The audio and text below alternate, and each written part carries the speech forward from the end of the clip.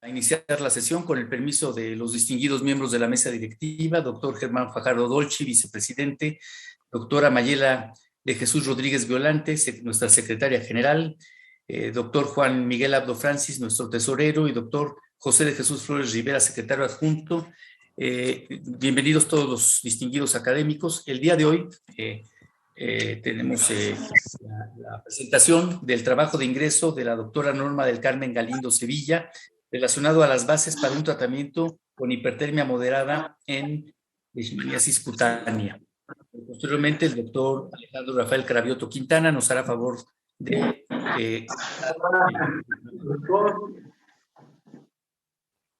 Inmediatamente después daremos inicio al simposium de neurología que coordina el doctor Ángel Antonio Arauz Góngora, relacionado con la neurología, la aplicación clínica de conceptos emergentes, en donde participarán también distinguidos académicos que el doctor Antonio Arauz nos hará favor de presentar. Iniciamos con el trabajo de ingreso y de antemano, doctora Galindo Sevilla, bienvenida a la Academia Nacional de Medicina.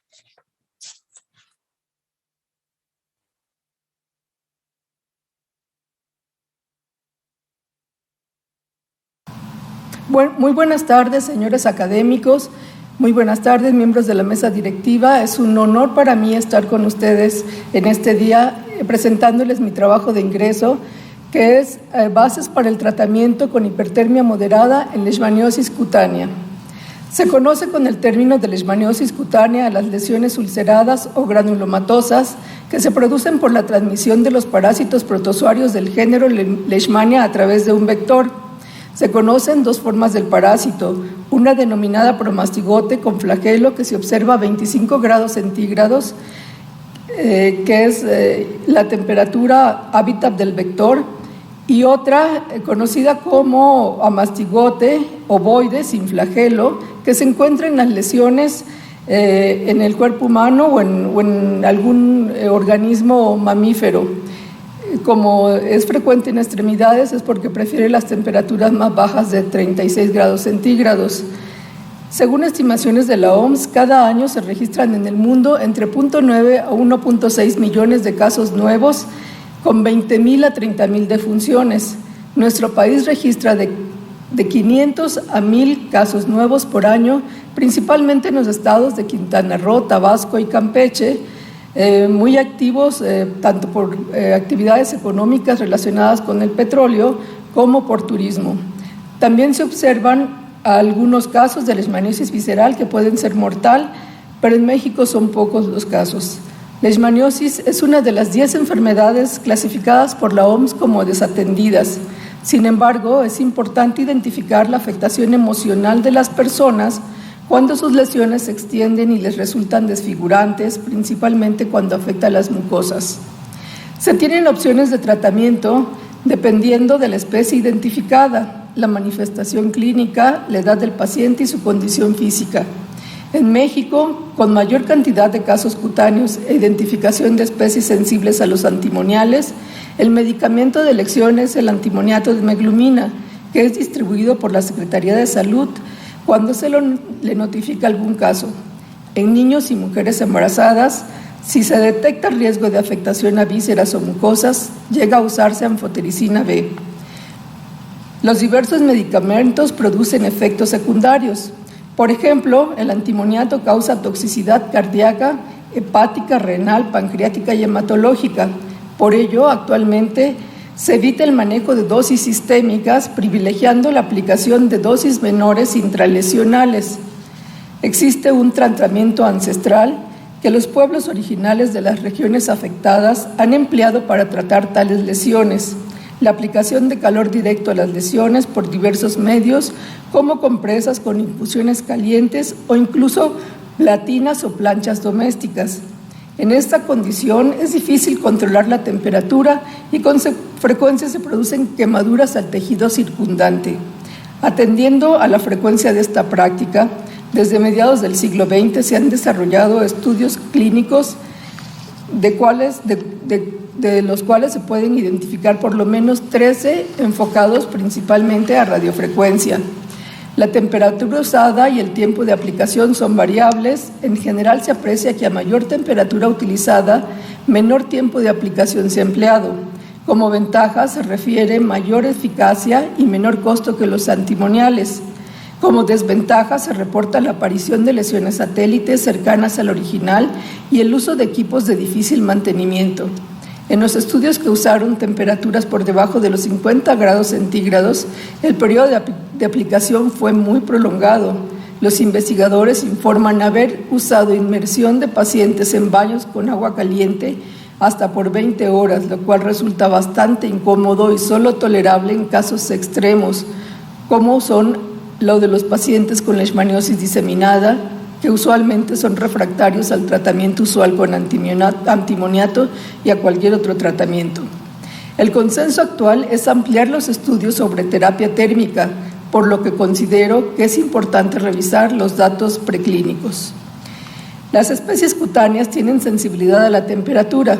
En este experimento realizado en macrófagos con amastigotes intracelulares expuestos a 35, 37 y 39 grados centígrados, se observa una eliminación casi completa a 39 grados centígrados de la especie cutáneas como Leishmania tropica y supervivencia de los amastigotes de las especies viscerales como Leishmania donovani que ustedes observan en la figura en la parte inferior. Es posible que la apoptosis sea el mecanismo de muerte celular relacionado con la susceptibilidad del parásito a la temperatura. Es importante, por tanto, conocer cómo reacciona la especie Leishmania mexicana a un aumento fisiológico de la temperatura en los mamíferos que se traduce en exposición del parásito a 37 grados centígrados. Con este objetivo, expusimos in vitro parásitos de la cepa de referencia M379 de Leishmania mexicana a 37 grados centígrados y diferentes tiempos, 6, 12, 24 o 48 horas, con posterior retorno de los cultivos a 25 grados centígrados. Se observó que a mayor frecuencia de exposición, más tiempo le tomó al cultivo retomar su crecimiento exponencial. Esta situación puede deberse a que el ciclo celular del parásito se detiene en algún punto y no procede a su división celular, a lo cual se le conoce como arresto celular. Pero no muere el parásito, o puede ser que la mayoría de los parásitos mueran por exposición a 37. Lo que reportamos y lo que podíamos ver en este experimento simplemente era una disminución del número de parásitos y una correlación al tiempo de exposición. En el siguiente experimento evaluamos la posibilidad de muerte de los parásitos considerando el proceso de apoptosis. Para ello, teñimos a los parásitos expuestos por 30 a 60 minutos con la proteína anexina 5, asociada a isotiocianato de fluoresceína, que se aprecia como marcador de color verde.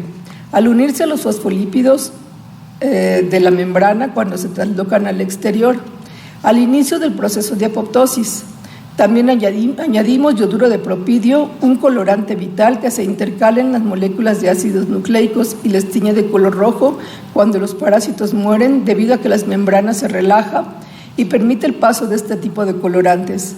En estas fotografías se puede observar que a los 30 minutos los parásitos están comenzando a entrar en el proceso de apoptosis. Están teñidos de color verde. A la hora, que es la fotografía de la derecha, ya hay algunos parásitos muertos que están ahora en rojo y otros están iniciando el proceso de muerte por apoptosis, por lo que nos permite concluir que efectivamente no es arresto del parásito, sino muerte celular programada. Aquí se observa el cambio, en esta otra figura se observa el cambio de forma del parásito al entrar al proceso de muerte y la pérdida de su refringencia. Podrán ustedes ver que pierde su característica forma alargada, se redondea y es entonces cuando comienzan a teñirse de verde y finalmente de rojo. Una siguiente característica es que ninguno de los experimentos se logró una completa eliminación de los parásitos por exposición a 37 grados centígrados, aún incubándose por 60 horas continuas. Una tercera característica en estos experimentos que pudimos observar es que en los cultivos jóvenes en plena fase de crecimiento logarítmico se obtenía mayor mortalidad, hasta un 78%, que en aquellos cultivos que ya se encontraban en fase estacionada, en la cual la mortalidad solo alcanzaba el 23%. El análisis de algunas fotografías del experimento de apoptosis mostró la tinción de parásitos que se encontraban en división, en franca mitosis. Por ello nos preguntamos si había alguna dependencia del ciclo celular para entrar a apoptosis, ya que la muerte total no se lograba alcanzar. Entonces teñimos con anticuerpos anticiclinas, que son proteínas reguladoras del ciclo celular, y observamos que en la tinción con cualquiera de los anticuerpos anticiclinas A, B1 o D3 había parásitos simultáneamente contrateñidos con yoduro de propidio. En el caso del anticuerpo anticiclina E no hubo tinción simultánea. Esto se puede observar en la siguiente diapositiva. Como podrán ustedes ver, del lado izquierdo hay una figura con el ciclo celular y sus diferentes fases, y del lado derecho cada una de las tinciones que realizamos con los anticuerpos anticiclina.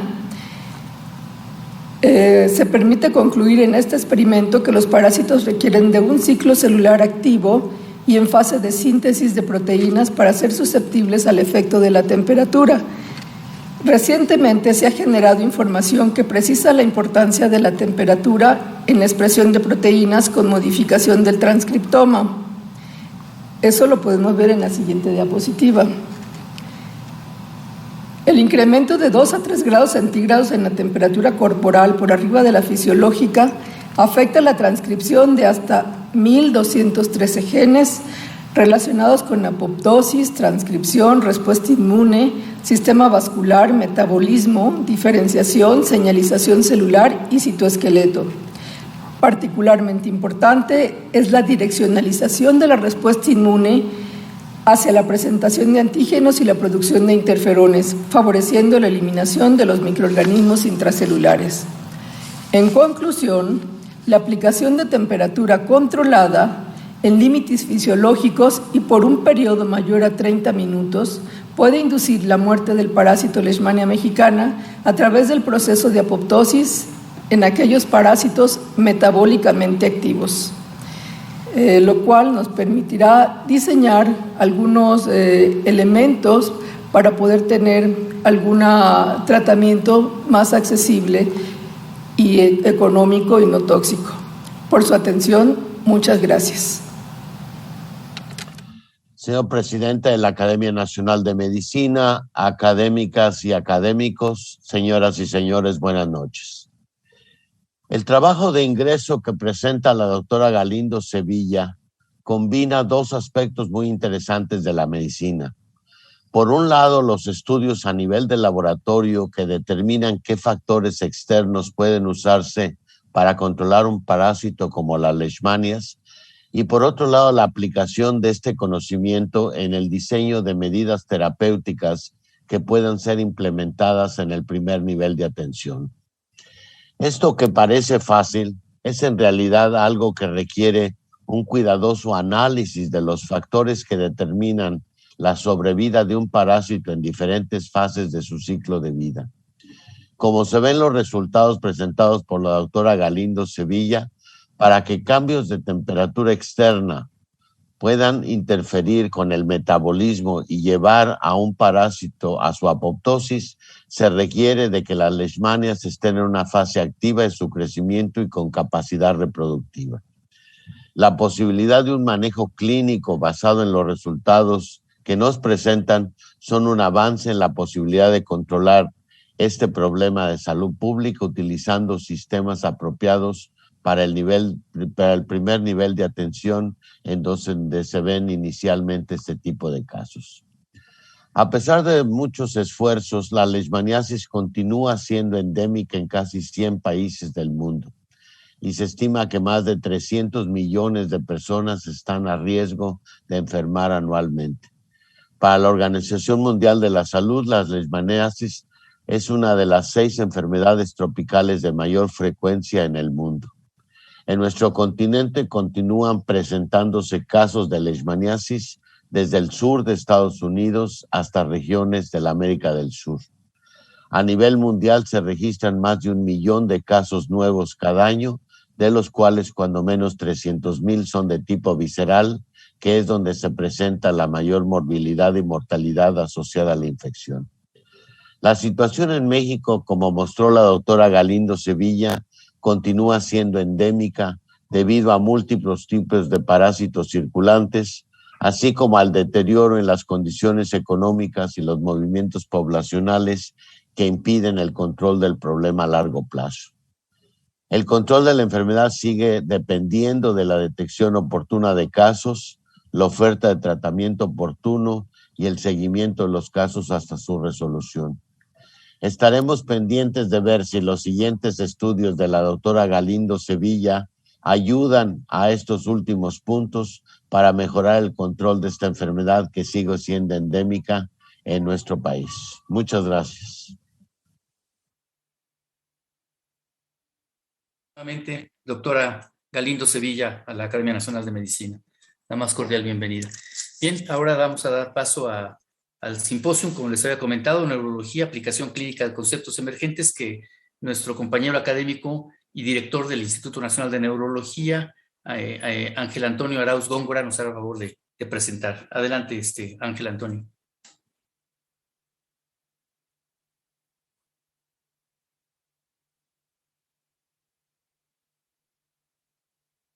Muy buenas tardes a todas y a todos. Bienvenidos a este simposio Neurología, Aplicación Clínica de Conceptos Emergentes. Quisiera agradecer inicialmente a la Academia Nacional de Medicina, a su presidente, el doctor José Jalabe, por haber aceptado este simposio. En los siguientes minutos revisaremos algunos conceptos que nos parecen de importancia, sobre todo emergentes en diferentes patologías neurológicas, en epilepsia, en neuritis óptica, en Parkinson y enfermedad vascular cerebral. Como primer tema, la doctora Iris Martínez Juárez, que ella es neuróloga e investigadora del Instituto Nacional de Neurología, nos presentará epilepsia, implicaciones más allá de las crisis. Adelante, doctora Martínez, bienvenida. Bienvenidos. Agradezco la invitación al doctor Ángel Antonio Arauz a este simposio. Soy la doctora Iris Martínez, soy neuróloga y epileptóloga. El tema con el que vamos a iniciar es epilepsia, implicaciones más allá de las crisis. La epilepsia, como ustedes saben, es una enfermedad altamente prevalente a nivel mundial. De acuerdo a estudios, se considera que hay de 50 hasta 60 millones de personas que padecen esta condición neurológica a nivel mundial. En cuanto a su incidencia, se calcula que hay 5 millones de personas por año que manifiestan por primera vez esta condición de epilepsia. Y pues Latinoamérica no es la excepción. De hecho, los países como el nuestro en desarrollo son aquellos que presentan una mayor población que cursa con esta enfermedad. Esto relacionado a determinantes de la epilepsia, como la parte socioeconómica, sabemos que es una enfermedad que puede presentarse, por ejemplo, en neuroinfecciones como neurocisticercosis, que es más en regiones como la nuestra, y bien complicaciones perinatales, que a pesar del mejor manejo de la atención perinatal, muchas encefalopatías epilépticas o del desarrollo persisten, y esto posiblemente asociado a cuestiones genéticas que son las que también están surgiendo actualmente. Y el impacto que tiene la epilepsia, como las crisis en quien la padece, es en su calidad de vida, en la morbilidad y en la mortalidad que puede dejar esta condición, además de los costos en salud que nos genera el manejo de la epilepsia, la discapacidad o la incapacidad que provoca en quien la padece. Para este simposio me permití presentarles estas complicaciones o implicaciones de la enfermedad más allá de las crisis. Siempre pensamos, bueno, tienes epilepsia, tienes crisis, trato las crisis y con eso ya vamos a resolver el problema en el paciente. Sin embargo, la epilepsia tiene otras implicaciones, como el que el paciente persista con crisis. Nosotros aprendemos en medicina que el paciente puede seguir con crisis, lo cual no, desde el punto de vista de epileptología, el paciente debe tener 0 crisis, no debe de existir crisis. Eso es a lo que nosotros llamamos control de la enfermedad. Por lo tanto, el descontrol de las crisis y la falta de respuesta a tratamiento es una implicación importante de la enfermedad. El deterioro en la salud mental, que esto lleva tanto deterioro cognitivo como comorbilidad psiquiátrica, las implicaciones propias de la enfermedad, como la muerte súbita y la presencia de encefalopatías epilépticas del desarrollo, y situaciones especiales como el estado epiléptico y las crisis subintrantes. de tal forma que me voy a permitir desarrollar estas implicaciones, iniciando por esta falta de control en la enfermedad como el descontrol o farmacoresistencia. ¿Qué es lo que sucede cuando un paciente persiste con crisis? De hecho, la farmacoresistencia es cuando, a pesar de 1 o 2 fármacos anticrisis, que es como les llamamos actualmente, ya no les llamamos fármacos antiepilépticos porque no previenen la epilepsia, sino las crisis. Entonces hay cambios que ha habido en los conceptos y en las definiciones de epilepsia, como lo vamos a ver en este simposio y en esta plática. Las crisis implican lesiones, sobre todo aquellas que son motoras, sus comorbilidades, por ejemplo, la presencia de enfermedad cardiovascular y el uso de fármacos que también tienen efectos adversos.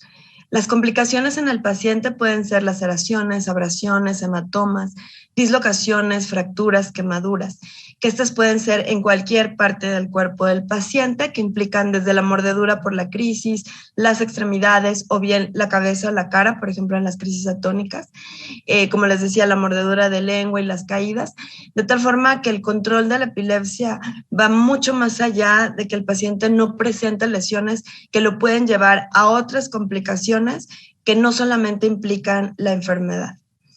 En cuanto a la salud mental, y esto es algo que durante esta pandemia se ha visto más y no ha excluido a las personas con epilepsia, el deterioro mental se puede llevar en epilepsia como la parte cognitiva asociada a la crisis, como al uso de fármacos anticrisis y la presencia de comorbilidades psiquiátricas que son las más frecuentes en las personas con epilepsia.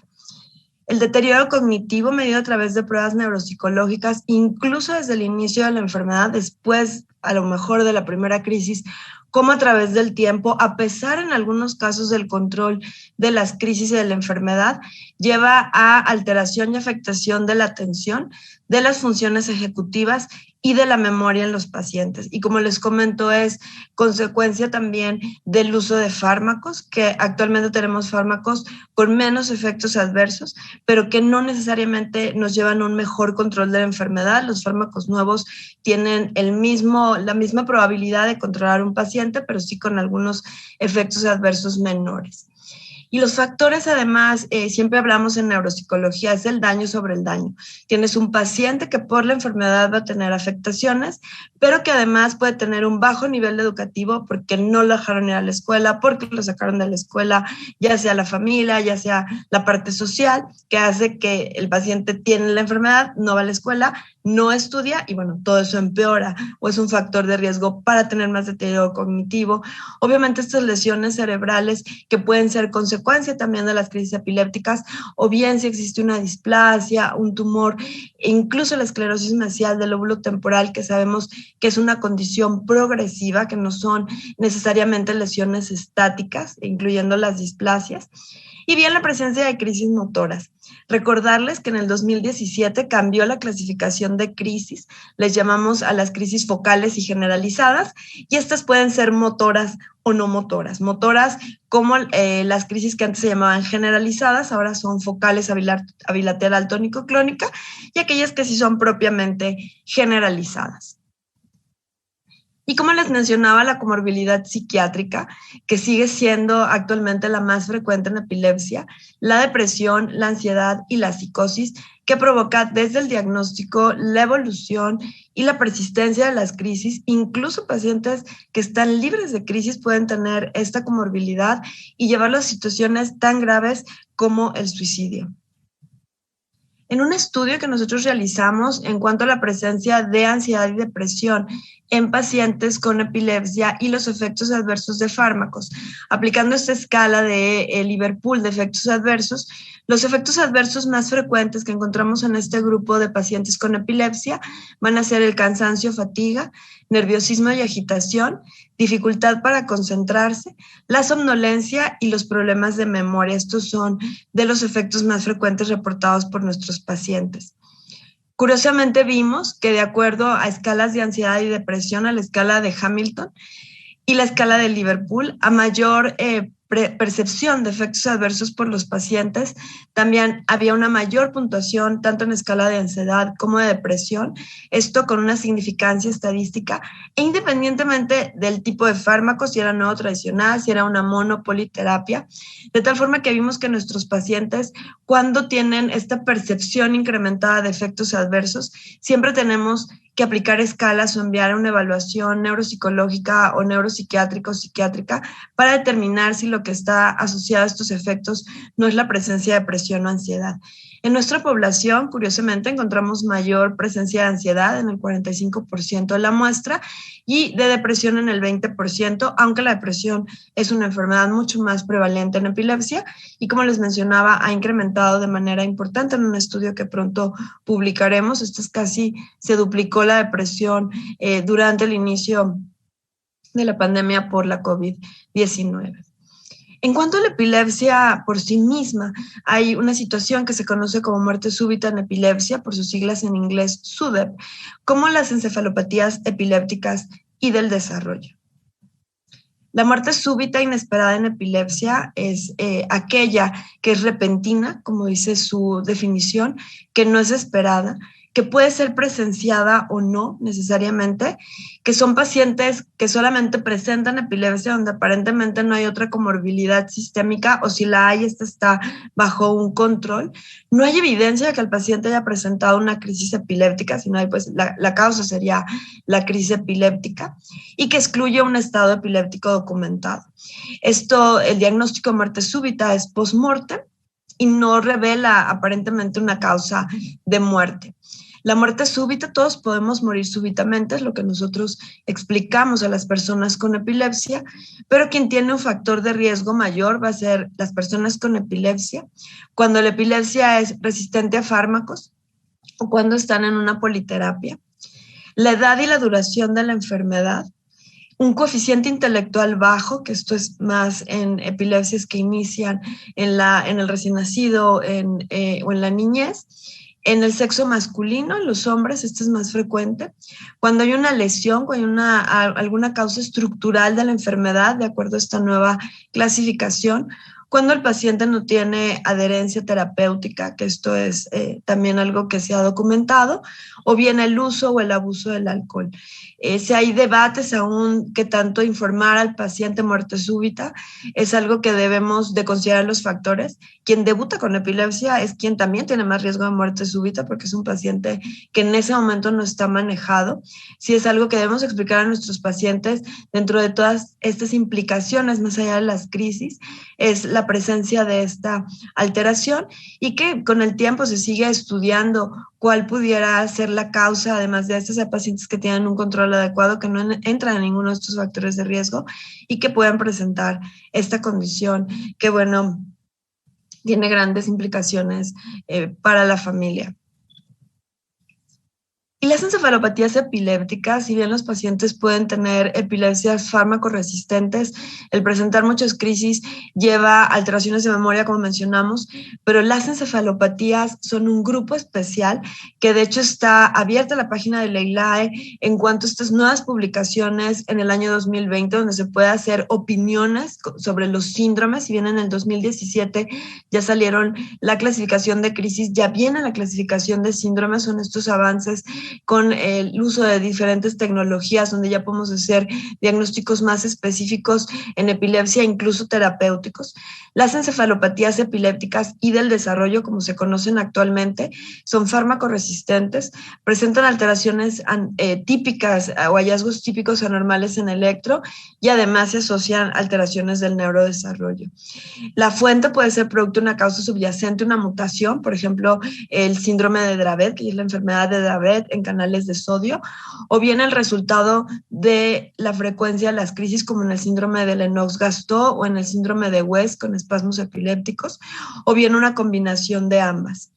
En estas encefalopatías es la misma actividad epiléptica que contribuye a estas alteraciones cognitivas en los pacientes y también a cambios conductuales, que van mucho más allá de lo que por sí mismo esperaríamos por la misma epilepsia o por las crisis, y que además en el transcurso del tiempo pueden empeorar, algunas sí estabilizarse en la edad adulta si es que persisten, pero las encefalopatías epilépticas se asocian a una alta morbimortalidad. Estos pacientes tienen una alta mortalidad. Y recordar dentro de las novedades terapéuticas en general en epilepsia y encefalopatías es hacer un diagnóstico oportuno y adecuado, manejar las crisis, como les decía en esta charla, y las comorbilidades. Las encefalopatías se tratan con fármacos anticrisis, de los cuales digo hay muchos desarrollos en la actualidad. Tratamientos hormonales o esteroideos que ahora utilizamos nosotros, incluso anticuerpos para el manejo de la epilepsia. Dieta cetogénica, que es un tratamiento que tiene mucho tiempo y que estamos empezando a usar en poblaciones como el adolescente o el adulto. Antes era mucho más utilizada en niños. Y la cirugía de epilepsia, como las maniobras de neuroestimulación, que si bien no son nuevas, sí se siguen desarrollando, se siguen utilizando en epilepsia. Y no olvidar situaciones especiales de la enfermedad, como el estado epiléptico o el estado de crisis o estatus epiléptico y las crisis subintrantes. El estado se ha definido como esta falla mecanismos en la terminación de las crisis o estas crisis prolongadas y que nos traen consecuencias a largo plazo en el paciente de muerte neuronal, de lesión y de alteración de redes. Y que se ha definido con 2 tiempos. Esta definición operacional de estado como un tiempo 1, que la crisis se prolongue o lleve esta actividad continua de que no es la crisis como este paroxismo, las crisis, recuerden, dan y se quitan. Y el tiempo 2, que es cuando ya tenemos consecuencias a largo plazo. Esto difiere según el tipo de crisis. Es una crisis motora, que ahora les decimos focal, bilateral tónico-clónica o generalizada motora. El tiempo 1 es 5 minutos y el tiempo 2 es 30 minutos, en donde tiempo es cerebro. Si la crisis es una crisis focal continua, pero el paciente está consciente, por ejemplo, crisis clónicas, este tiempo 1 son 10 minutos y el tiempo 2 puede ser 60 minutos para actuar. Y si es un estado no motor, en donde el paciente tiene una crisis focal con conciencia alterada o con un deterioro de la conciencia que tiende a ser prolongado, el tiempo 1 son 15 minutos y el tiempo 2 aún no se definen estos estados que antes se conocían como no convulsivos. Y recordarle las crisis subintrantes, que son aquellas que el paciente, si tiene más de 3 crisis en 24 horas, obviamente diferente a su patrón de crisis, en un periodo de menos de 8 horas, este paciente se tiene que manejar como un estado epiléptico y se presenta en el 13 a 16% de los pacientes ambulatorios y en el 18 al 61% de los pacientes hospitalizados. ¿Qué riesgos tienen esta crisis repetidas? Tener un síndrome, un episodio previo, una epilepsia focal, una epilepsia extratemporal, historia de traumas cranoencefálicos, epilepsias de larga evolución como fármacoresistentes, y las crisis subintrantes pueden presentar complicaciones como psicosis posictal, deterioro cognitivo, lesiones y depresión respiratoria asociada a las crisis o bien a los tratamientos como el uso de benzodiazepinas, pero si no se tiene que manejar como un estado epiléptico. Para finalizar, recordarles que la epilepsia es la enfermedad neurológica grave más común a nivel mundial, de acuerdo a la Organización Mundial de Salud, que el manejo de la epilepsia requiere más que el control absoluto de las crisis epilépticas. Como lo vimos, la epilepsia va más allá de las crisis, y que hay que conocer estas complicaciones y riesgos para poder darles un manejo oportuno y mejorar la calidad de vida y la vida de nuestros pacientes con epilepsia. Agradezco nuevamente al doctor Ángel Antonio Arauz la invitación a la Academia Nacional de Medicina. Este es mi equipo que siempre me apoya en la búsqueda bibliográfica y la realización de estas sesiones. Y a ustedes, muchas gracias por su atención. Le damos las gracias a la doctora Martínez por su presentación y damos paso al segundo tema de este simposio, que corre cargo del doctor José Flores Rivera. Él es neurólogo, especialista en enfermedades desmielinizantes e investigador del Instituto Nacional de Neurología, y nos presentará el tema neuritis óptica y nueva propuesta de clasificación. Bienvenido, doctor Flores, adelante. Muy buenas tardes. Agradezco al doctor Antonio Arauz, distinguido académico, la invitación a participar en este simposio, y con la venia de la presidencia de la Academia Nacional de Medicina Iniciaré mi presentación acerca de una nueva propuesta de clasificación en neuritis óptica.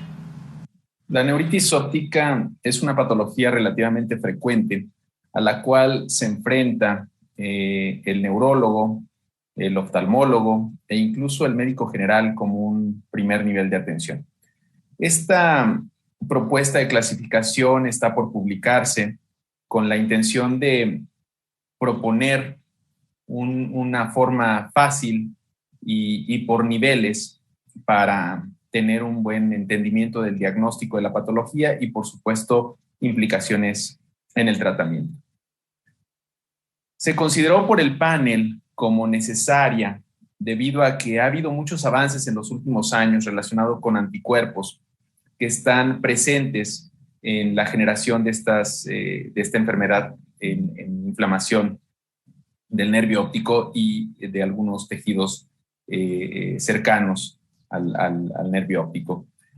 También se consideró necesaria precisamente por estos anticuerpos que han definido patologías como neuromielitis óptica, como enfermedad asociada a MOG. También se consideró necesaria por la presencia cada vez más de estudios de imagen que apoyan y ayudan al diagnóstico y a la compartimentalización de la neuritis óptica. También se consideró necesaria porque hemos tenido cada vez más la disponibilidad del estudio de tomografía de coherencia óptica para dimensionar el grado de afectación en esta patología. Y, por supuesto, también como un objetivo se consideró necesaria para individualizar el tratamiento, sobre todo de alta especialidad, cuando los pacientes requieren tratamientos de alto costo que son administrados en hospitales de alta especialidad. Con todas estas necesidades se formó un grupo multidisciplinario para publicar y a través de un método Delphi establecer desde los criterios diagnósticos para neuritis óptica, proponerlos como una actualización de los mismos y establecer un abordaje en la clasificación que permita tener niveles de atención. ¿Cómo se hizo este proceso de información? Bueno, se consideró un panel mundial debido a las publicaciones que se habían tenido anteriormente sobre el tema. Se hicieron 23 rondas Delphi en un periodo de 2 años y medio, y se obtuvo una clasificación por niveles. Este es el panel que se formó. El 60% fuimos neurólogos, el 36% oftalmólogos y otras especialidades afines como reumatólogos o incluso medicina interna también participó en algunos, en este panel de la clasificación. ¿Cuál fue los resultados y cuál es el posicionamiento de este panel? Básicamente lo resumimos en esta diapositiva. En la fila de arriba vemos los criterios diagnósticos propuestos para neuritis óptica, con 3 categorías probables: definitiva, posible o de plano no es neuritis óptica. Y apoyados, obviamente, y siempre resaltando por la evaluación clínica y por los resultados de resonancia magnética, tomografía de coherencia óptica y biomarcadores. En la fila inferior vemos la propuesta de clasificación en 3 niveles. En el nivel 1 se hace esta propuesta para dicotomizar en aquellos que no tienen un conocimiento tan profundo de la enfermedad o de la neuroinmunología, para poder dimensionar la posibilidad de una recurrencia. Ese es el objetivo de este nivel 1 y definir si hay un riesgo de recurrencia para proponer un tratamiento agudo y un tratamiento a mediano o largo plazo basado en este abordaje dicotómico. ¿Va a tener recurrencia o no hay riesgo de recurrencia? Básicamente ese es el nivel 1. El nivel 2 permite una clasificación por subgrupos para compartimentalizar, y creo que esa es la novedad de esta nueva propuesta de clasificación, para definir tratamientos y abordajes diagnósticos un poco más profundos que requieren un nivel de especialización más alto. Y el nivel 3, que es bien interesante porque en este artículo de posicionamiento lo que se considera o lo que consideramos fue poner aquí algunas condiciones que todavía no están tan bien definidas, pero sí están identificadas, como la neuritis óptica progresiva, la neuritis óptica crónica o las formas frustras de neuritis óptica. En este nivel 3, donde se requiere la opinión de expertos, se propone un abordaje diagnóstico y todas estas neuritis ópticas que queden en este nivel requerirán un consenso para su manejo en el mediano y largo plazo. Voy a empezar con la fila superior que describimos antes y me voy a detener solamente en la parte clínica, que creo que es fundamental. Tenemos 3 niveles, el nivel A, el nivel B, el nivel C.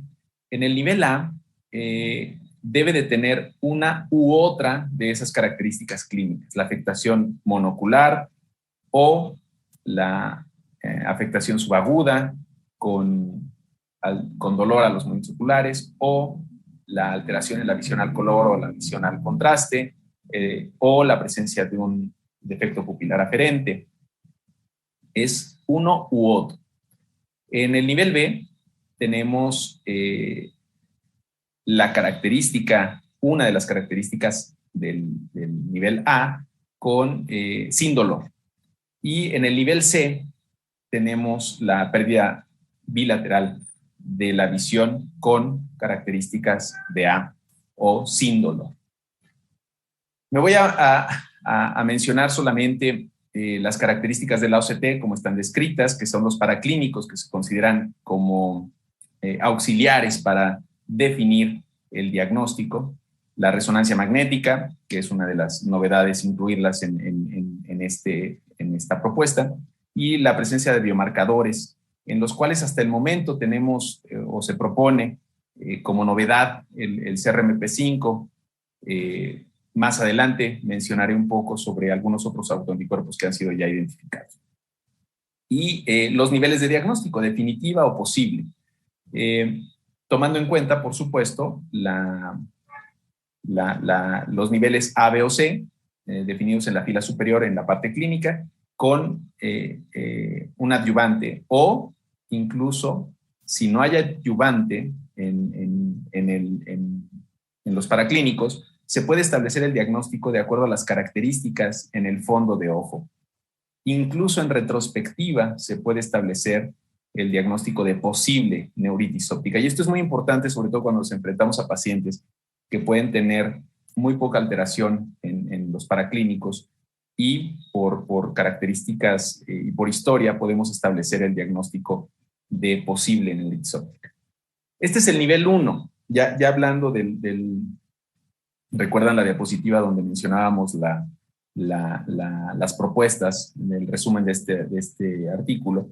El nivel 1 requiere hacer esta dicotomía entre una neuritis óptica autoinmune o una neuritis óptica posinfecciosa con afectación sistémica, como en enfermedades autoinmunes sistémicas. Establecer el curso de la enfermedad es lo fundamental en este nivel 1. La probabilidad de que sea monofásico y que no requiera un manejo posterior, pero sí un tratamiento para la condición sistémica subyacente, por ejemplo, lupus, ¿no? En el caso de autoinmunidad, la probabilidad de recurrencia alta, con la presencia de algún anticuerpo como AQP4, que sería el ejemplo clásico, y establecer un manejo a futuro en el mediano o largo plazo. Básicamente, esto resolvería entre el 50 y el 60% de las neuritis ópticas a las que nos enfrentemos en el día a día. Este es el nivel 2, la compartimentalización en subgrupos de neuritis óptica. Y aquí tenemos 4 filas. En la fila superior vemos cómo se incluye ya la imagen, la resonancia magnética y la presencia de afectación sistémica evidenciada por algunos paraclínicos, por algunos otros autoanticuerpos relacionados con enfermedades sistémicas autoinmunes, o con manifestaciones sistémicas como fiebre. Voy a mencionar un dato clínico. Esto permite categorizarlo e incluir las enfermedades infecciosas, ¿no?, que condicionan neuritis óptica, o la presencia de enfermedades sistémicas que también pueden condicionar esta presencia de neuritis óptica. En la segunda fila tenemos ya también otra vez la inclusión de la resonancia magnética como un adyuvante y la presencia de autoanticuerpos conocidos en líquido cefalorraquídeo. Y aquí quiero resaltar de forma interesante la primera categoría, donde la presencia de encefalomielitis aguda diseminada puede condicionar que la presencia de la neuritis óptica sea más allá de 4 semanas, más allá de los 28 días. La instalación, la aparición de síntomas, la presencia de los mismos, siempre y cuando se tenga la evidencia radiológica, y aquí es una de las novedades, el incluir la presencia de lesiones a nivel de encéfalo asociadas a la presencia de neuritis óptica. Entonces, esto es algo muy interesante y permite la interacción tanto de los fenómenos clínicos como de estos auxiliares diagnósticos como la resonancia magnética, lo cual es de resaltar en esta segunda fila. En la tercera fila también se toma en cuenta la presencia de afectación en la resonancia magnética, pero se incluye la interacción con el neurooftalmólogo, con el oftalmólogo, para definir la posibilidad de afectación en los tejidos cercanos al nervio óptico. Y esto es muy importante y aquí le da este valor al abordaje multidisciplinario de la neuritis óptica. Esto permite definir todas estas categorías que no definiremos en forma específica, pero quiero resaltar la parte inferior de esta tercera fila, donde hablamos de los espectros clínicos cuando no tenemos presencia de anticuerpos conocidos, que son hasta el momento pocos biomarcadores que tenemos.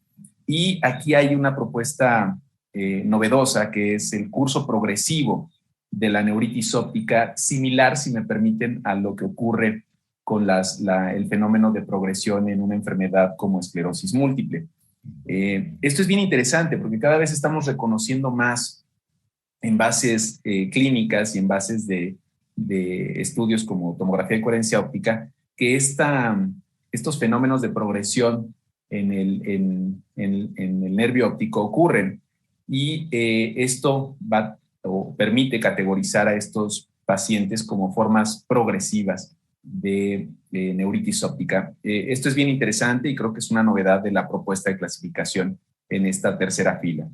Y en la cuarta fila también obtenemos el apoyo de oftalmología y neurooftalmología para definir si hay afectación en otras áreas como fóvea o como retina. Y esto permitiría establecer algunos fenómenos como estas neuropatías ópticas paraneoplásicas que tienen mayor afectación en otros tejidos asociados a la presencia de anticuerpos contra CRMT5. Entonces, estas son las novedades en la compartimentalización de este nivel 2 en la propuesta de clasificación. El nivel 3, antes de entrar en conclusiones, como mencionaba, son estas entidades que, si bien son reconocidas por el panel de expertos, no permite en este momento hacer una clasificación específica para proponer un tratamiento. Merecerán mayor discusión, como son la progresión de la neuritis óptica o estas formas frustras en las que no tenemos fenómenos totalmente clínicos, totalmente completos. A manera de conclusión, creo que la fortaleza de esta propuesta son las tres principales fortalezas que yo vería son: uno, el permitir al primer contacto definir el riesgo de recurrencia, establecer un tratamiento en agudo y proponer en la medida de la disponibilidad de los biomarcadores un tratamiento a mediano o largo plazo.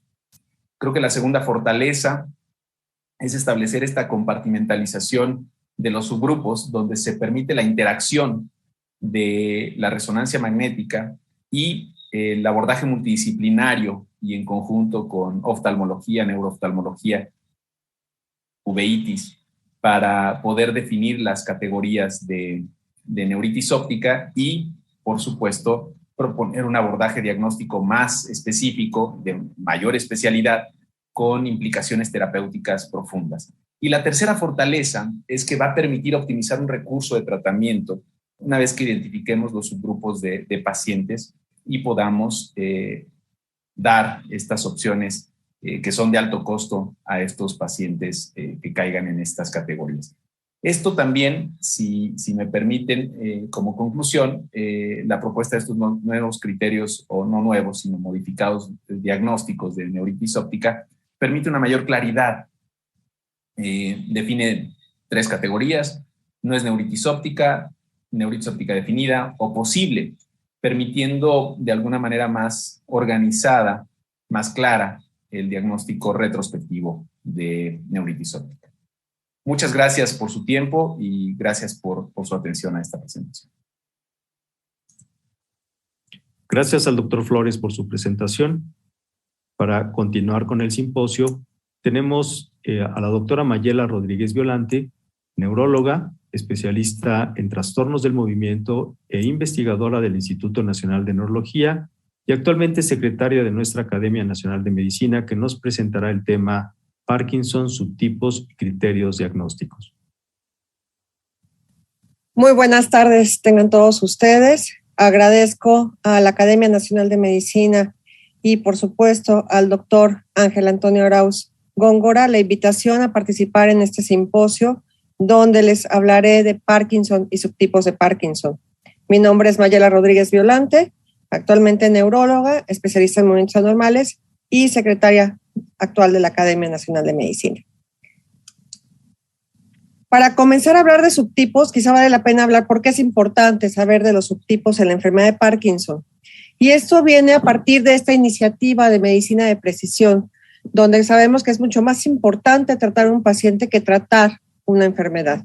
Entonces, esta medicina de precisión es lo que nos viene a revolucionar, y esto viene a partir de la época del presidente Barack Obama de Estados Unidos en el 2015, donde habla de esta medicina de precisión y donde podría, él invita a que sea una nueva oportunidad, un parteaguas en la medicina, y que esto es lo que vamos a ver a partir de ahora. Entonces, se menciona, y él menciona en este discurso, que bueno, siempre se ha reconocido que un paciente es único, que siempre los médicos hemos tratado de adaptar nuestros tratamientos lo mejor posible a las personas.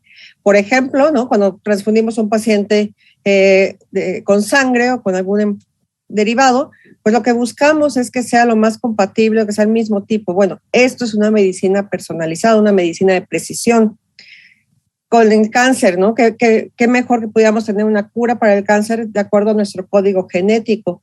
O la receta exacta, por ejemplo, como es en el caso de la epilepsia con la doctora Iris, con la farmacogenética. ¿Cuál es el epiléptico que mejor va a funcionar? Lo mismo en esta enfermedad de Parkinson. Entonces, redondeando este concepto de medicina de precisión, pues se refiere a que un tratamiento médico se adapte a las características individuales de cada paciente. Y esto implica clasificar a las personas de acuerdo a subpoblaciones de naturaleza, origen, susceptibilidad y la misma respuesta al tratamiento. De aquí la importancia de los subtipos. De venir de una medicina tradicional donde damos lo mismo a todos y que no sabemos a quién les da beneficio o no, pues hacer una medicina de precisión donde probablemente más adelante podamos, a partir de genética, decir qué es lo mejor para cada individuo. Y bueno, esto también ha cambiado en el tiempo, ¿no? Desde la historia de la enfermedad de Parkinson en 1817, bueno, ya hablábamos que eran distintos los pacientes, que eran 6 pacientes, pero eran distintos. Y conforme fue evolucionando y el conocimiento lo fuimos adquiriendo, encontramos que esta enfermedad tiene más características de las que pensábamos a un inicio. De ser una enfermedad puramente neurológica con parkinsonismo y con esta parte patológica de cuerpos de Lewy, pues ahora sabemos que viene una enfermedad multisistémica, no solo neurológica, que responde a tratamiento dopaminérgico y que, si bien hay cuerpos de Lewy, tenemos otros marcadores genéticos y de patología, y que no solo la dopamina va a ser el neurotransmisor afectado, sino que tenemos múltiples. Y a esto se agregan los factores genéticos descritos por ahí de los 90.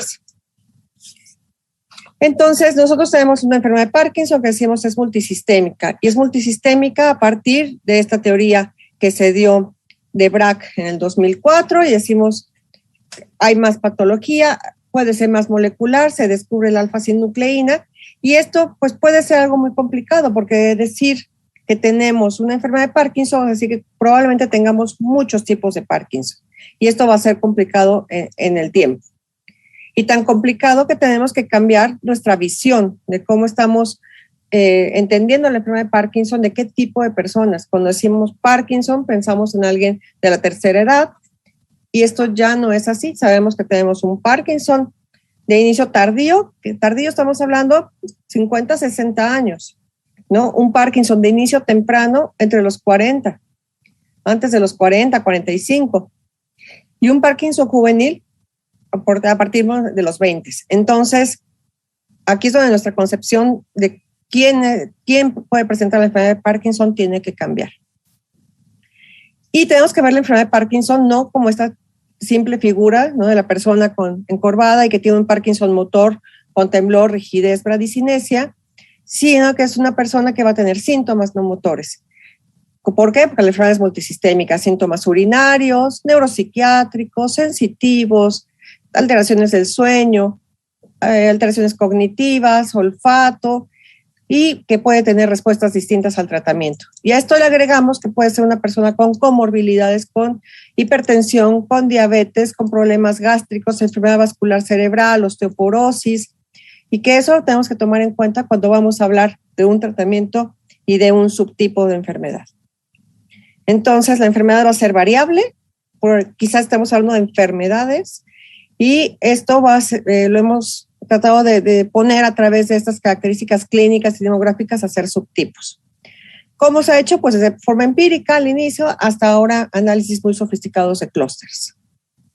Entonces, con la teoría de Braak empezamos a ver que era un recorrido la enfermedad de Parkinson, y de repente empezamos a ver que no todos hacían ese recorrido, que no todo el paciente empezaba con esta alteración del intestino que iba ascendiendo hasta llegar al bulbo olfatorio, de ahí mesencéfalo, de ahí corteza.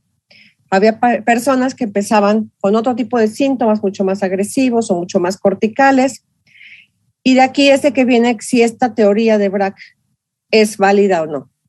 Es válida para cierto tipo de pacientes, pareciera que para los que inician joven, duran más tarde los síntomas y que van empezando con esos síntomas no motores poco a poco.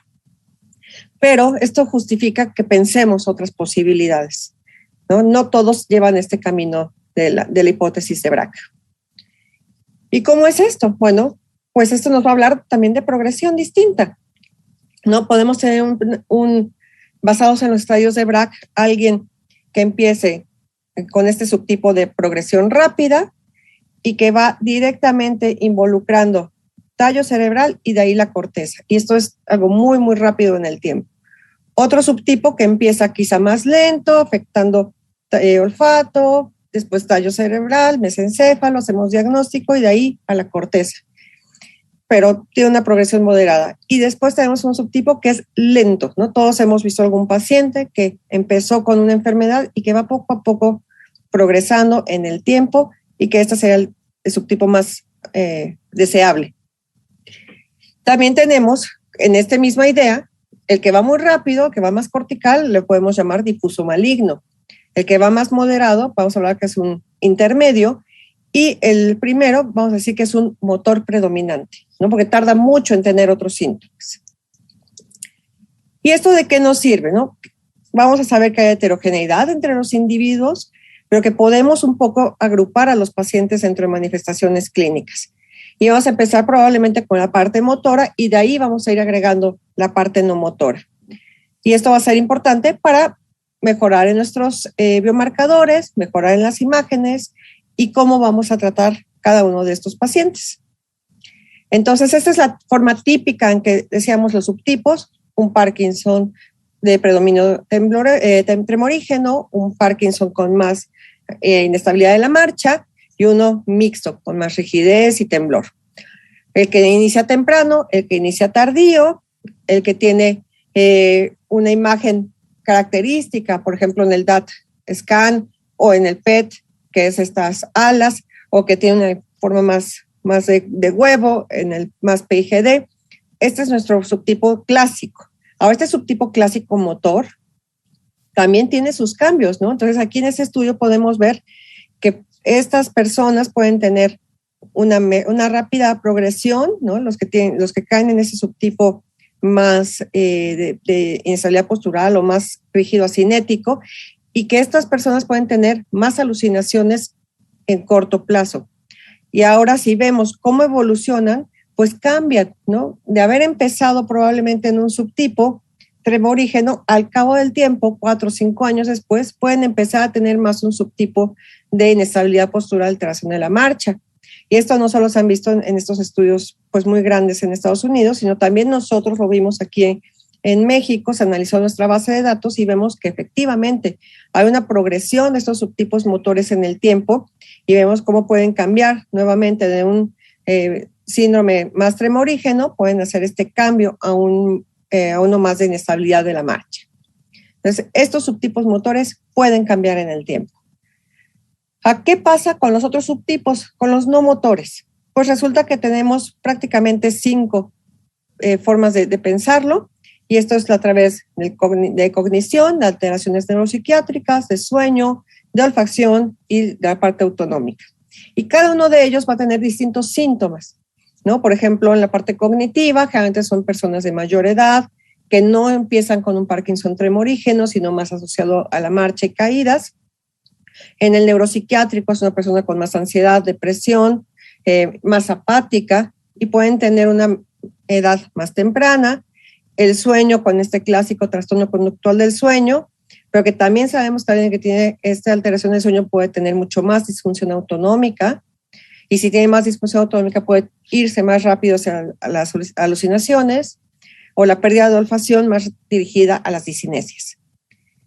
Y cuando vemos cómo van progresando estos subtipos motores, pues vamos a decir que hay otras rutas, ¿no? La ruta del tallo cerebral, que va a dar predominantemente una hiposmia, y que después va a tener la parte de sueño y disautonomía, o el que empieza directamente de bulbo olfatorio y se va hacia lo límbico, y tenemos un fenotipo más con depresión, ansiedad, fatiga, dolor, pérdida de peso, o el tercero que se va cognitivo, y que de ahí tenemos esta apatía y ansiedad, caídas y deterioro cognitivo muy importante, mucho más cortical, ¿no? Que incluso podríamos pensar, si estamos hablando del maligno difuso, del moderado, quizá el olfatorio límbico, y del lento, ¿no? Tenemos todas estas 3.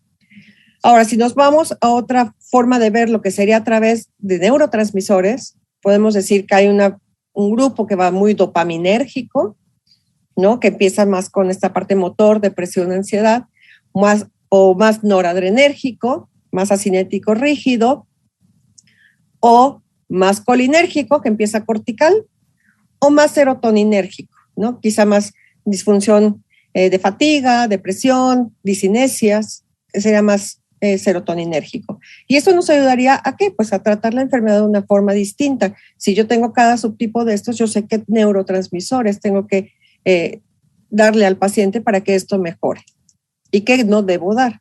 Entonces, básicamente estamos hablando de estos subtipos no motores, es decir, Parkinson cognición, Parkinson apatía, Parkinson fatiga, Parkinson dolor, Parkinson sueño y Parkinson autonómico. Y estas 3 vías en las que pueda afectarse la parte no motora. Y de ahí podemos tener la idea de cómo hacer este tratamiento y cómo tenerlo de forma mucho más individualizada. Si nos vamos a genética, la cosa todavía se complica un poco más, ¿no? Porque sabemos que hay distintos genes autonómicos, de herencia autosómica dominante, de herencia autosómica recesiva, tenemos genes de riesgo, y en cada uno de estos también podemos empezar a hacer subtipos de enfermedad, ¿no? Quien tiene una deficiencia, por ejemplo, del LARC2, pues sabemos que estas cortes van a tener una evolución distinta, o que tienen asociado una mutación en el GBA, en la glucocerebrosidasa. Entonces, ahora la parte genética nos va a dar todavía un mayor acercamiento a estos subtipos y a un tratamiento individualizado, como en el caso, por ejemplo, de la GBA. Y entonces tenemos subtipos moleculares, donde si estamos hablando del LARC2, que puede ser dentro de una enfermedad de Parkinson de origen genético o incluso idiopático como un factor de riesgo, pues sabemos que están asociados a más temblor, mejor identificación olfatoria. Pero que hay otras cortes que también dicen que tienen menos involucro de las extremidades inferiores y que tienen estos perfiles metabólicos distintos. Entonces hay cortes específicas de personas que tienen la mutación del LARC2 y que van a estar seguidas para un tratamiento distinto. Si tenemos las mutaciones en la glucocerebrosidasa, depende de qué mutaciones, pues sabemos que están asociados a un mayor deterioro cognitivo y motor y que tienen una progresión más rápida hacia estos subtipos de PIGD, de alteración de la marcha.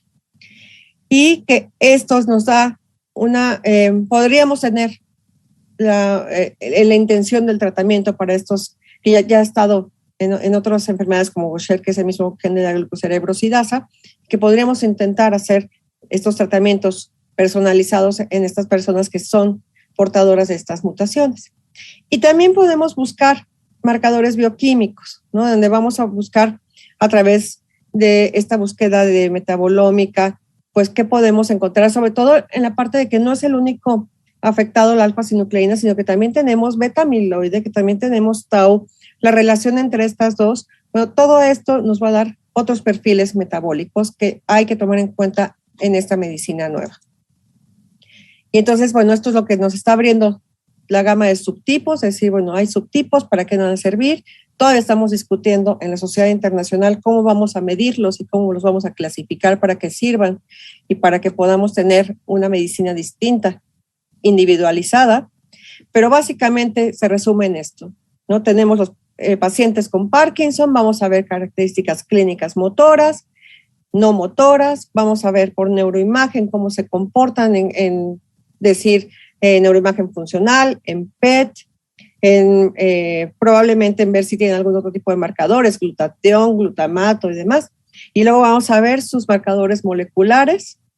Y después de esto vamos a irnos a los grandes datos y tratar de hacer predicciones para decir, si tú tienes un Parkinson que tiembla con estas alteraciones en PET y estas alteraciones genéticas, lo mejor que va a pasar es esto y el tratamiento así se va a especificar.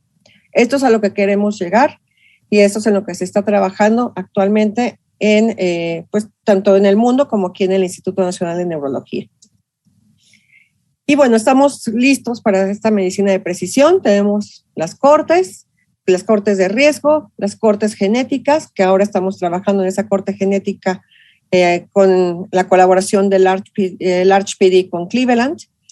Y bueno, con el mensaje que es estos subtipos de la enfermedad de Parkinson van a ser de utilidad para el manejo terapéutico, que vamos a pensar en la medicina personalizada, que vamos a pensar en subtipos motores y no motores y nos van a orientar hacia qué otros síntomas van a ir presentando en el futuro y cómo debo tratar la enfermedad, y la parte genética que nos va a dar el parteaguas en el tratamiento.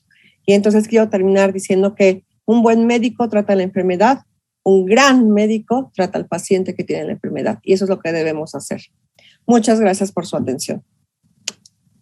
Agradecemos a la doctora Rodríguez por su participación y en los siguientes minutos hablaré de lo que creo que son los conceptos emergentes en la enfermedad vascular cerebral. Como ustedes saben, esta enfermedad es una de las enfermedades que tiene mayor mortalidad en México y desde luego en todo el mundo. Y es una enfermedad que, si bien la importancia es en relación con la mortalidad, quizá lo más importante es la gran discapacidad que deja en todos nuestros pacientes. En los siguientes 15 minutos, entonces, voy a tratar de hablarles de lo que creo que es lo más importante que en los últimos años ha emergido en la enfermedad vascular cerebral. Uno, este concepto de mismatch y de colateralidad que ha modificado el manejo del infarto cerebral agudo. En prevención secundaria y también en tratamiento agudo tenemos el concepto de infarto menor, que cada vez se utiliza con mayor frecuencia. Y en relación justamente con el infarto menor, el uso de la terapia combinada con antiagregantes plaquetarios, o mejor conocida como terapia dual, en el infarto cerebral menor.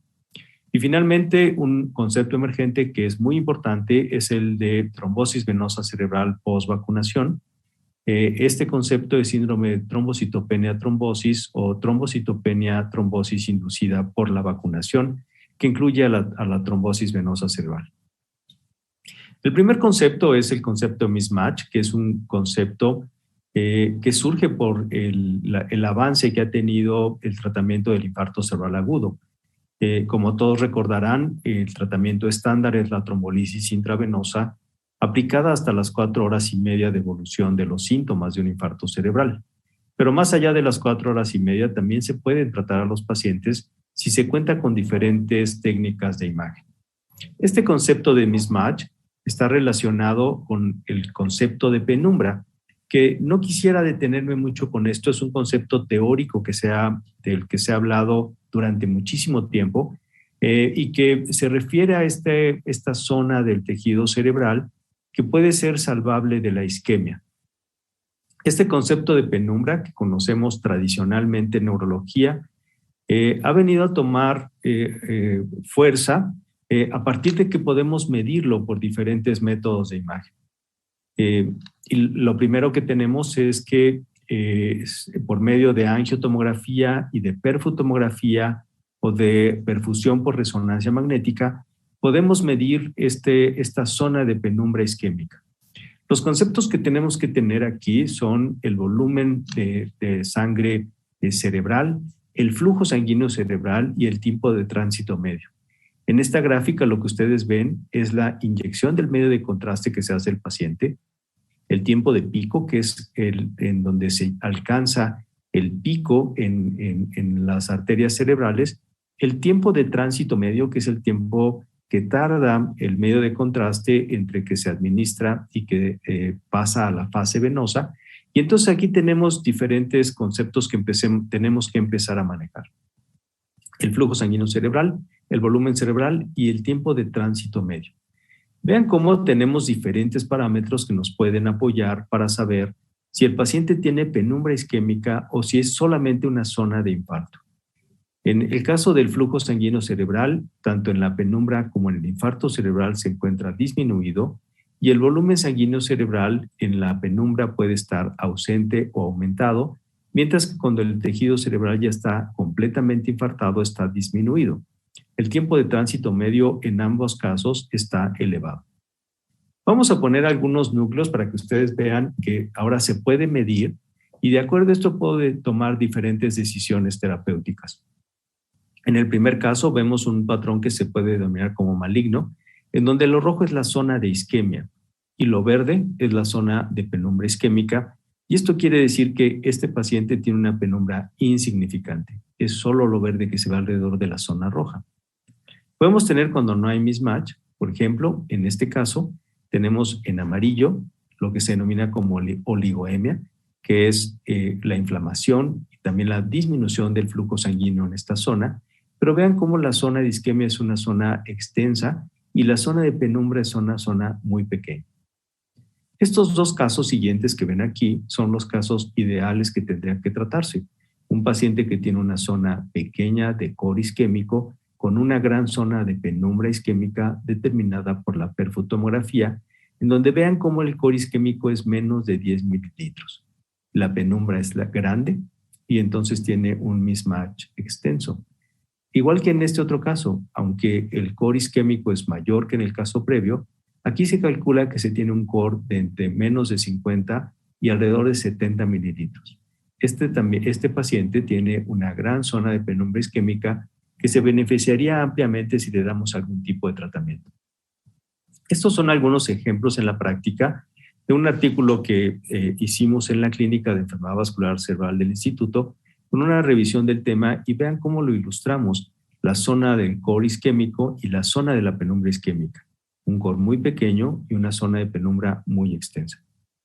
Este mismatch también lo puedo medir por medio de resonancia magnética por difusión FLAIR, si no tengo perfutomografía o perfurresonancia, y vean cómo que cuando hay mismatch por este método, lo que vamos a ver es una zona de isquemia por difusión que no se va a ver en el FLAIR.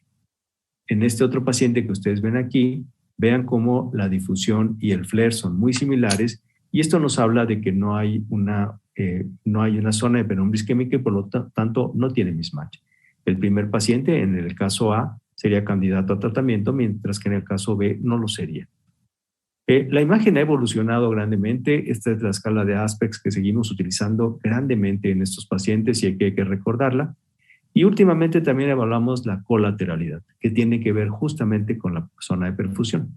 Este es un caso en donde tiene una gran perfusión. Aquí en donde ustedes ven dos, aunque la arteria está ocluida, la arteria cerebral media, se ve una gran perfusión y por lo tanto el paciente tiene una gran zona de penumbra isquémica. El medir el mismatch, y está tomado nuevamente de nuestra revisión, lo podemos cuantificar. Por ejemplo, en este caso, el core de menos de 70 centímetros cúbicos nos hace candidato al paciente a trombectomía mecánica y podemos aplicarlo en diferentes condiciones de tiempo, más allá del tiempo de las 4 horas y media, desde menos de 6 horas hasta 6 y 16 horas, y en algunos estudios inclusive hasta 24 horas. Entonces, el primer mensaje que quisiera dejar es la valoración del mismatch. Permite seleccionar pacientes a trombectomía mecánica más allá del tiempo de evolución. Y segundo, la valoración de la colateralidad también influye en la toma de decisiones y es un punto que tendremos que estar evaluando en los siguientes años. El segundo concepto emergente en enfermedad vascular cerebral que quisiera tocar es el concepto de infarto menor. Vean, les pongo diferentes ensayos clínicos. El primero de ellos ha aparecido en 2017, en donde empieza a hablar ya de lo que se define como infarto menor y lo define en este caso con un NIH, una escala que mide la severidad de los infartos cerebrales y en este caso de menos de 3. Aparecieron otros estudios posteriormente. El último es el estudio TALES, en donde se incluyen a pacientes que tienen NIH hasta 5, menos o igual a 5. ¿Y cuál es la importancia de esto? El tratamiento de un infarto menor es, por lo menos en la parte aguda, diferente de acuerdo a estos estudios. ¿Qué se sabe? ¿Qué es lo que sabemos? Primero, el infarto menor es el infarto que se produce o que se presenta clínicamente con una escala de NIH baja que va entre 3 y 5 puntos y que cada vez se acepta con mayor frecuencia el corte de 5 puntos para definir un infarto menor. Y en estos pacientes, si hacemos una resonancia magnética por difusión, seguramente encontraremos un infarto cerebral agudo. Lo que sabemos del infarto menor es que tiene un riesgo de recurrencia y que ese riesgo de recurrencia es muy similar a la que tiene el ataque isquémico transitorio. Entonces, el segundo mensaje es que tenemos que considerar a los infartos menores aquellos infartos que tienen una escala de NIH de entre 3 y 5, y la importancia es que estos infartos menores tienen una recurrencia similar al ataque isquémico transitorio. De la mano con este concepto está el uso de combinaciones de antiagregantes plaquetarios en el infarto cerebral agudo.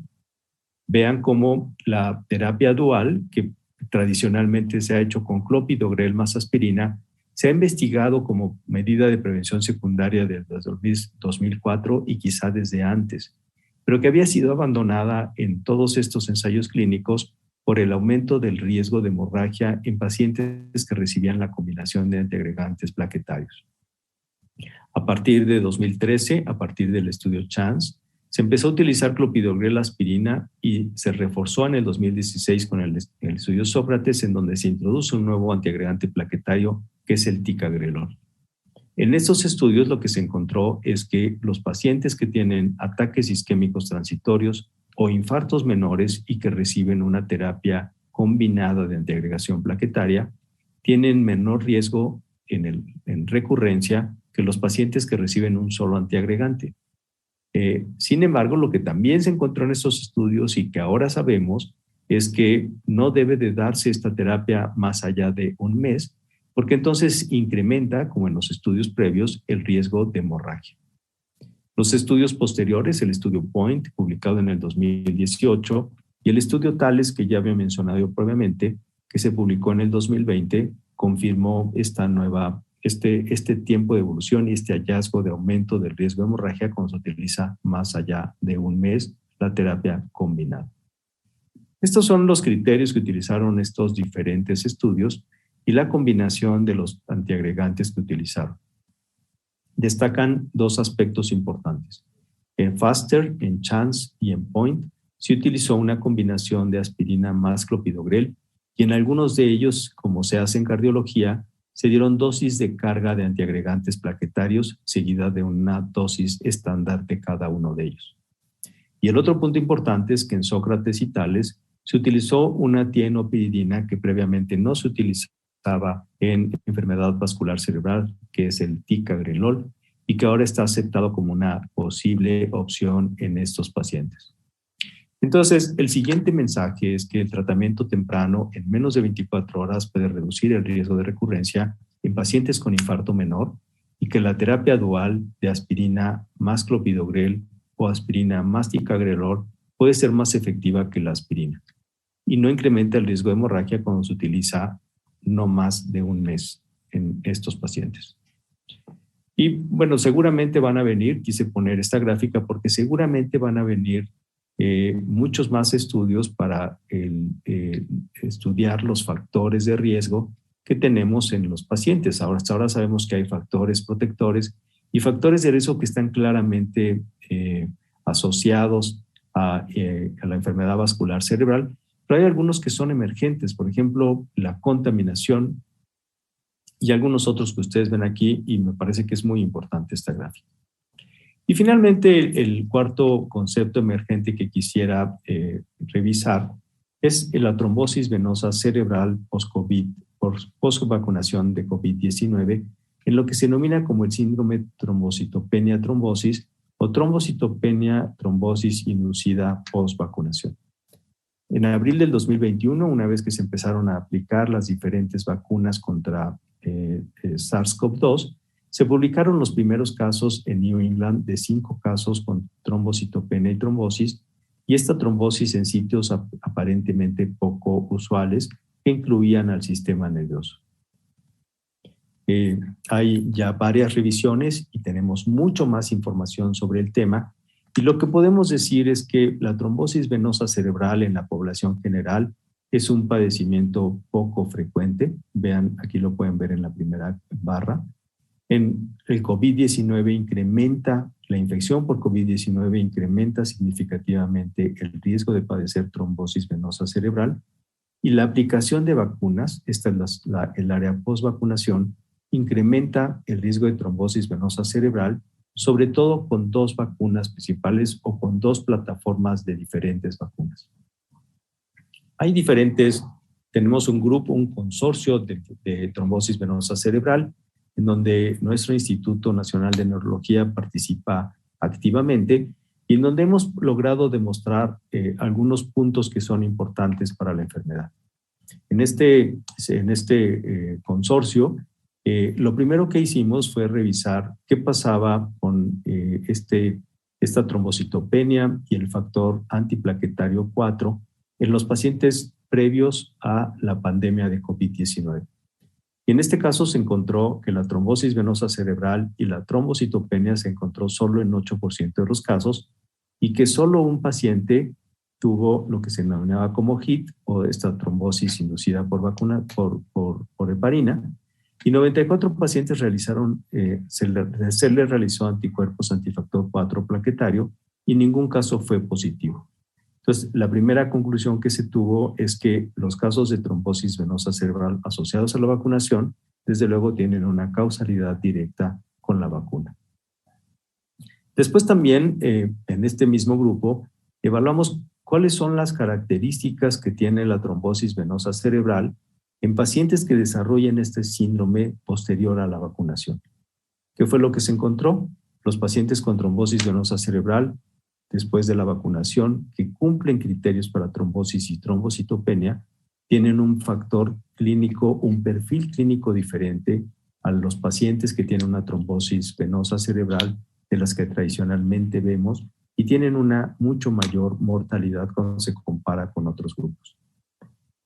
Hay 2 vacunas específicamente, las vacunas de adenovirus, la vacuna de AstraZeneca y la vacuna de Johnson & Johnson, que son las que principalmente están asociadas al desarrollo de trombosis trombocitopenia. Aquí se puede ver en la gráfica, la mayoría de los casos que están reportados son con vacuna de esta plataforma, sobre todo con la vacuna de AstraZeneca. Y lo que sabemos entonces es que de este síndrome es un síndrome que ahora se denomina síndrome trombocitopenia trombosis y que se manifiesta típicamente después de las 2 semanas siguientes a la vacunación, principalmente con vacunas que tienen una plataforma adenoviral. Se asocia con mayor mortalidad, afecta predominantemente mujeres jóvenes sin factores de riesgo protrombóticos y se incrementa, en estos pacientes se incrementa dramáticamente el riesgo de trombosis venosa cerebral y la mortalidad es alta. Esta es una gráfica tomada de este artículo en donde lo que es muy importante es que si nosotros sospechamos de un síndrome de trombocitopenia trombosis, tenemos que tratar de hacer el diagnóstico de trombosis venosa cerebral. El diagnóstico de trombosis venosa cerebral se hace con resonancia, venoresonancia o venotomografía. Se debe de confirmar o tratar de medir los anticuerpos antifactor plaquetario 4, lo cual confirmaría el diagnóstico. Y finalmente, el tratamiento, que es muy importante, no deben de recibirse anticoagulantes. De hecho, los anticoagulantes, la heparina está totalmente contraindicada. En estos casos, el tratamiento es con inmunoglobulina intravenosa a 1 gramo por kilo durante 2 días y se pueden usar anticoagulantes, sobre todo anticoagulantes directos. Es una gráfica importante y hay que sospecharlo, dado que esta vacunación contra SARS-CoV-2 seguramente va a continuar en el futuro. Y finalmente quisiera dar las gracias al equipo de nuestra clínica de enfermedad vascular cerebral y a todos ustedes por su atención. Muchas gracias. Muchas gracias a todos por su participación. Gracias a la doctora Martínez, al doctor Flores Rivera y a la doctora Rodríguez por su participación. Estamos listos para recibir cualquier pregunta o comentario que tengan. Les agradecemos a todos nuevamente su asistencia a este simposio y reitero mi agradecimiento al doctor Jalave y a la Academia Nacional de Medicina por la presentación de este simposio Neurología, Aplicación Clínica de Conceptos Emergentes. Gracias, doctor Arauz. Creo que fue una tarde muy académica, una tarde muy gratificante. Creo que aprendimos mucho cada uno de nosotros. Y creo que sí hay algunas preguntas, ya cuando menos veo levantada la mano de Raquel Gerson y después de la doctora Arriaga Pisano. Raquel, adelante. Gracias, doctor Jalave. Quiero felicitar a cada uno de los ponentes. Sin duda, temas con novedades y actualización.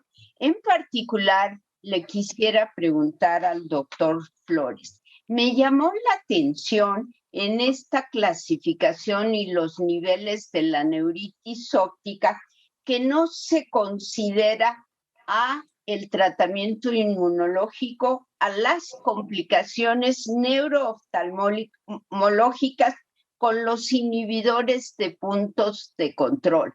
Está descrito un 15% de neuritis óptica en el tratamiento inmunológico del cáncer. Mi pregunta, y se acompaña de otros síndromes neurológicos o otros tipos de toxicidad.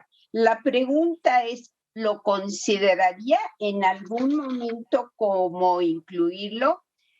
¿Corresponde al nivel 1 autoinmune?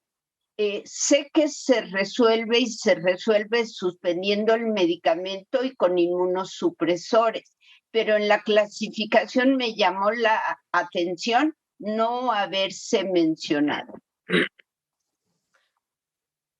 Muchas gracias por la pregunta, doctora Gerson. Sí, los checkpoint inhibitors ocasionan también, y me ha tocado ver algunos pacientes con mielitis, con neuromielitis incluso.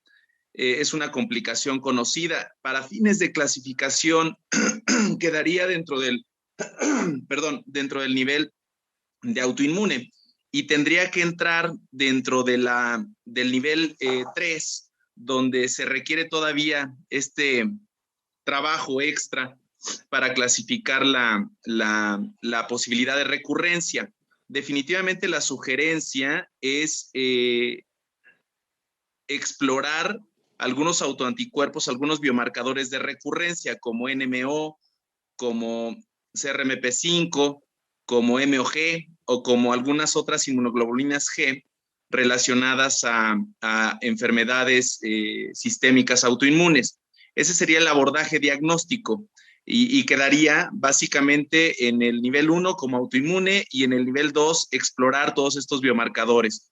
El tratamiento definitivamente en agudo, perdón, definitivamente en agudo no cambia, pero sí tenemos que explorar la presencia de estos biomarcadores para establecer recurrencia.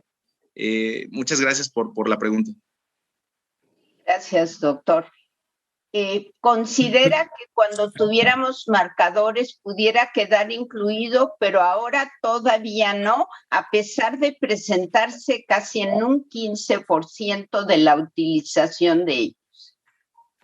Sí, la presencia de biomarcadores no era el tema, no quise ahondar un poco más. Con el doctor Julio Granados en el Instituto Nacional de Nutrición hemos estado intentando buscar predisposición genética con alguna presencia de haplotipos de autoinmunidad. Tan es así que hay un trabajo publicado del grupo de INMEGEN y de nutrición junto con el Instituto Nacional de Neurología sobre la susceptibilidad genética para recurrencia en aquellos sujetos que son seronegativos, con la presencia de DR03 o DR10, sobre todo en poblaciones mestizas. Entonces sí, definitivamente, mientras no tengamos el biomarcador presente, yo consideraría, y esa es una postura propia, vigilar al paciente, tratar como agudo, pero el riesgo de recurrencia sería bajo y desde mi punto de vista, el exponer al paciente a un tratamiento inmunosupresor o con algún anticuerpo monoclonal estaría en discusión. Creo que ahí es donde entraríamos al nivel 3 de la propuesta actual. Gracias. Gracias. Doctora Lourdes Arriaga. Muchas gracias, doctor Jalabe. Muchas gracias a todos los panelistas por este simposio que, como ya mencionó la doctora Gerson, muy de vanguardia y actualidad. Me llama la atención que en todas las enfermedades degenerativas y particularmente las neurodegenerativas, desde hace algún tiempo se ha tratado de involucrar importantemente a la respuesta inflamatoria, particularmente tratando de relacionar expresión de citocinas, ya sea a nivel local o sistémico, con el avance de estos procesos. Sin embargo, en esta ocasión no escuchamos tanto al respecto, ya sea como propuestas de terapia, biomarcadores, incluso ni siquiera en lo de medicina personalizada con algunos grupos de genes. Entonces, mi pregunta va más en grupal en ese sentido de ya avanzamos esa etapa, ya pasamos de pensar que estas citocinas pueden ser indicadores de enfermedad y a lo mejor son más bien indicadores del estrés sistémico, o es que eso todavía está pendiente por resolver. Gracias, doctora Andrea Arriaga, por la pregunta. En relación a mi charla de epilepsia, efectivamente, en 2010, por ejemplo, se describieron estos anticuerpos onconeuronales que también el doctor Flores y que participamos un grupo multidisciplinario en este manejo de estas encefalitis autoinmunes o encefalopatías autoinmunes. En el caso de epilepsia, y justamente hoy comentaba con mi equipo, pudiera suceder algo como en la esclerosis del lóbulo temporal. Hay personas asintomáticas que tienen esclerosis del lóbulo temporal, hay personas sintomáticas con estos anticuerpos, hay personas con epilepsia aguda, con estado epiléptico de novo, con la presencia de estos anticuerpos onconeuronales, donde atribuimos a estos anticuerpos el debut o esta presencia de estado de novo, y actualmente se están describiendo pacientes con epilepsia crónica y la presencia de estos anticuerpos, en donde aún tenemos que determinar si estos anticuerpos igualmente son causa de la epilepsia, consecuencia de la misma, así como las respuestas inflamatorias de citocinas o de marcadores que hemos, sobre todo en pacientes con estado epiléptico o con epilepsia farmacoresistente. Si llama la atención, ya a mí siempre me había llamado la atención porque la epilepsia en el estado epiléptico, en la encefalopatía, como les mencioné, responde a esteroides. Yo sé, ¿por qué le damos esteroides a las crisis epilépticas? ¿Por qué les damos inmunoglobulina? ¿Por qué les damos plasmaféresis? Y quizás es la presencia de estos anticuerpos, probablemente algunos aún no tipificados, que pacientes con alta sospecha no los hemos identificado, pero definitivamente es un avance que nosotros hemos visto en el ámbito de la neurología con esta descripción que hizo de anticuerpos el doctor Dalmau, y posiblemente en epilepsia lo sigamos viendo más. Le digo, aún tenemos que definir cuáles epilepsias esta presencia, como la presencia de esclerosis del lóbulo temporal, realmente nos marca una etiología y hacia dónde dirigir el tratamiento. Igual cuando me refería a encefalopatías en esta parte de dieta cetogénica, la dieta sabemos que es antiinflamatoria, que también tiene resultados en procesos oncológicos. Entonces sí, quizás por el tiempo faltó ese énfasis en estas terapias y en donde todavía en el caso de epilepsia tenemos que dilucidar si son causa o efecto de la misma. Muchas gracias por la observación y la pregunta. Gracias. Gracias, Iris, gracias, doctora Arriaga. Tenemos dos preguntas o comentarios más debido al tiempo y le daría la palabra al doctor Raúl Carrillo y después a Miguel Abdo Francis para que podamos cerrar la sesión el día de hoy. Adelante, Raúl. Gracias, doctor Jalabe. Y bueno, antes que nada, saludos a todos ustedes y felicitar al doctor Arauz y al experto grupo de profesores que eligió para este simposio tan interesante. Y bueno, mi comentario será muy puntual por obvio de tiempo. En este simposio, en general, hemos oído la gran heterogeneidad de las enfermedades neurológicas. Y así como hay una gran heterogeneidad en las enfermedades neurológicas, lo podemos ver en todas las áreas de la medicina.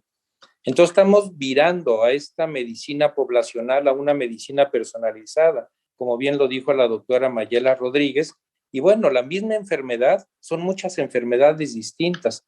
Claro, debido al tiempo en la que se describieron, que no se conocía mucho de lo que ahora sabemos, se catalogaron como una misma. Pero estamos aprendiendo en los diferentes escenarios que se trataron hoy, epilepsia, neuromielitis óptica, en el Parkinson y en la enfermedad vascular cerebral, especialmente en los eventos trombóticos, la gran heterogeneidad de lo mismo, lo cual habla de que son diferentes abordajes, diferentes tratamientos para asegurar la evolución del enfermo, una buena evolución. Y ya para terminar, esto me lleva a mí a concluir que todos los datos que se están generando, que son muchísimos, son miles de datos, deben de entrar y van a entrar este gran cambio de la medicina, a esta Big Data que se llama estas grandes cantidades de datos que necesariamente van a entrar a programas de inteligencia artificial que no van a desplazar al médico, sino que nos van a ayudar a tomar las mejores decisiones debido a este gran cúmulo de conocimiento que tenemos para poder adecuar el abordaje, el tratamiento y el seguimiento de los enfermos. Así que no me queda más que felicitar al doctor Arauz, a los excelentes profesores que estuvieron con nosotros por la sesión que tuvimos el día de hoy. Gracias, doctor Jalabe. Gracias, Raúl. Miguel. Sí, gracias. La última participación debido al tiempo. Igualmente felicitar a todos los ponentes, al doctor Arauz, por supuesto, y a todos sus invitados, muy en particular a mis compañeros de la mesa directiva, a mi querido Pepe Flores y a Mayela. Creo que ha sido una espléndida presentación. Yo quisiera más preguntar si hay algo, si me lo pueden contestar ustedes. Nosotros tenemos mucho interés siempre en el enroque de la salud digestiva con la salud mental. Hemos trabajado mucho con esto y bueno, y ustedes saben perfectamente que sobre todo muy en particular en los hemangiomas cavernosos, que tienen focos epilépticos, por ejemplo, frecuentes, hemos visto algunos estudios ya interesantes en donde la modificación de la microbiota, muy en particular Fragilis, Lactobacillus fragilis, han producido un efecto terapéutico, digamos, benéfico a nivel de disminuir este tipo de crisis presentes. Mi pregunta sería, ¿existe ya en México algo al respecto? Bueno, si se ha trabajado con TLR4, que es realmente el mediador que está aquí involucrado, o si ya tenemos algo de estos conceptos emergentes de los que ustedes hablan relacionados con la microbiota.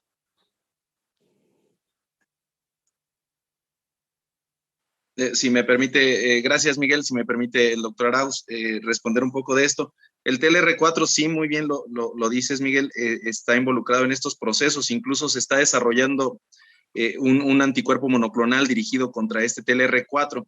Hay algunos esfuerzos en Sudamérica, en Argentina, para estudiar esta microbiota. Hay esfuerzos en la Universidad Nacional Autónoma de México también estudiando la microbiota en enfermedades autoinmunes.